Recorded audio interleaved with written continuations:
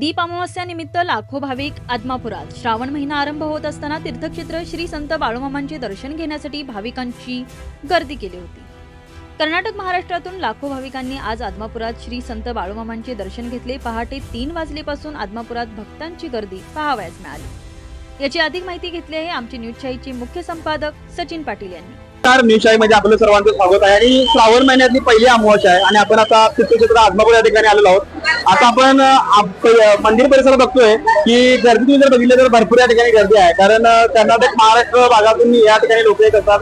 अनेक ठिकाणी तुम्ही जर पाहिलं तर भक्तांच्या रांगाच्या लागलेल्या आहेत आणि महत्वाचं म्हणजे या ठिकाणी पाऊस देखील असल्या कारणामुळे तरी सुद्धा भक्तांच्या मध्ये उत्साह खूप ठिकाणी आहे। आपण गाभाऱ्याचं दर्शन घेतलं। आता आपण बाहेर जाणार